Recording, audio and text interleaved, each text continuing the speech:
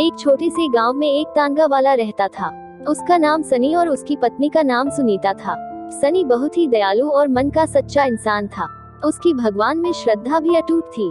कैसी भी परिस्थिति उसका भगवान पर से भरोसा नहीं डिमगाता। वह रोज तांगा चलाकर लोगों को उनके घर लेकर जाता था। छोटे बच्चों से लेकर बड़ों तक सभी से उसका बर्ताव अच्छा था। अच्छे स्वभाव की वजह से सैकड़ों लोग उसे पहचानने लगे थे। आधी रात भी अगर किसी को आवश्यक काम के लिए बाहर जाना पड़े तो वह नेक इंसान तैयार हो जाता था। रात के समय भी औरतें भरोसे के कारण इस तांगा चालक की तांगा में न डरते हुए जाती थी। वो एक दयालु मन का इंसान था। सभी गांव वाले उसे बहुत प्यार करते थे। उसे 2 लड़कियां थी, मालिनी और रितमा। वह दोनों पढ़ाई कर रही थी। बड़ी लड़की की पढ़ाई पहले से ही पूरी हो चुकी थी। सनी ने अपनी बड़ी बेटी मालिनी की 10वीं तक पढ़ाई करवाई थी। बाकी की एक लड़की पढ़ाई कर रही थी। उम्र होते ही उसने अपनी बड़ी बेटी की शादी करने का निश्चय किया। भगवान ने दिया हुआ उसके पास जो भी था वो उसके लिए काफी था। तांगा वाले ने अपनी बड़ी बेटी की शादी एक अच्छी जॉइंट फैमिली में तय की। उसके ससुराल वालों ने शादी की तारीख निश्चित की थी। तांगा चालक ने अपनी बेटी की शादी के लिए पैसे जमा करने के लिए रात दिन मेहनत की थी।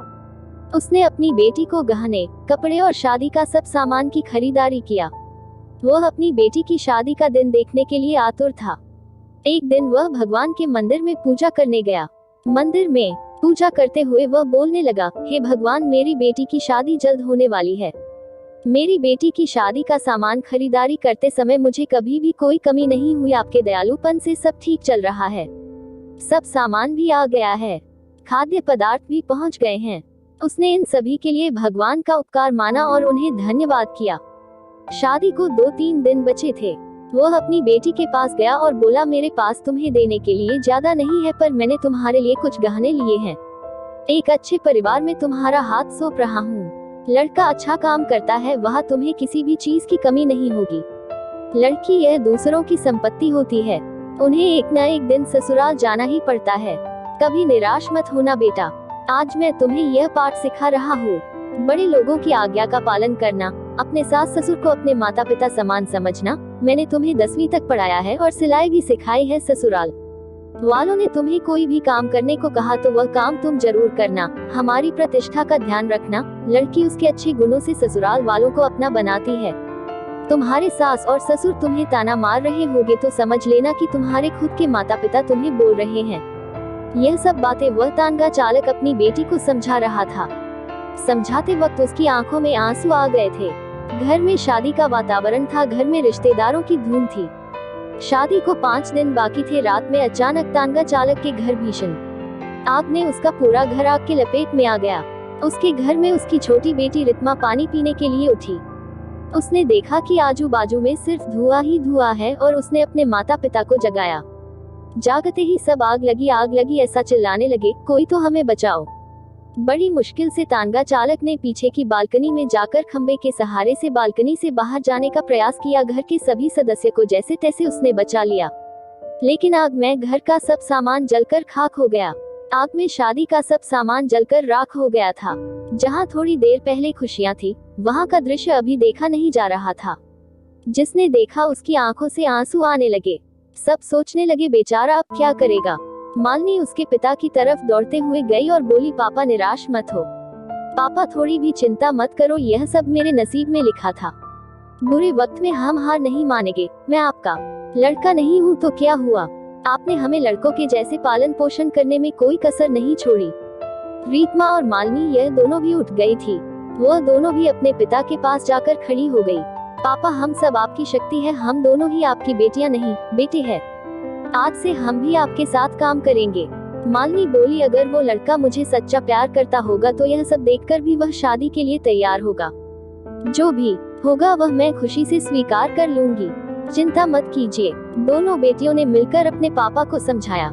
आजू बाजू के सब लोग इकट्ठा हुए, साथ में बोल रहे थे कि ससुराल वालों को क्या जवाब दोगे। जो आया वह शोक व्यक्त करके चला जाता था। सनी के घर के पास लोगों की भीड़ जमा हुई थी। सभी बोलने लगे कि आपने अच्छे काम करके पैसे कमाए थे। सनी बोला, कदाचित भगवान की यही इच्छा होगी। तभी उसकी पत्नी सुनीता आई और बोली कि आप बस भगवान का नामस्मरण करते रहो, आपके भगवान ने आपको बदले में यह सब दिया है। अब इस घर में कभी भी भगवान का नाम नहीं लेना। तभी सनी उससे बोला, तुम नसीब वाली हो जो इतनी बड़ी आग में से तुम जिंदा वापस बाहर आई।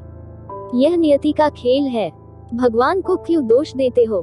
किसी आदमी ने प्रेस में यह खबर दे दी। दूसरे दिन समाचार पत्र में खबर आई कि तानगा चालक सनी के घर में आग में जलकर सब खाक हो गया।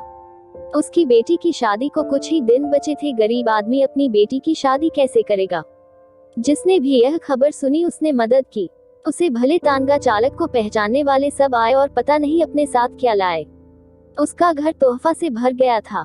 किसी ने गहने, किसी ने कपड़े, किसी ने राशन तो किसी ने पैसे दिए। सब सुनने के बाद सभी रिश्तेदारों ने मदद की। शाम तक उसके घर में कितने रुपए जमा हुए थे पता नहीं। दोनों लड़कियों ने सब पैसे पापा के पास दे दिए। तब सभी का अपनी आंखों पर विश्वास नहीं हो रहा था कि जहां सब ध्वस्त हो गया था वहां उसने दोनों लड़कियों के साथ बैठे बैठे इतने पैसे जमा कर लिए कि आसानी से शादी हो सकती थी। भगवान देता है तो छप्पर फाड़ कर देता है।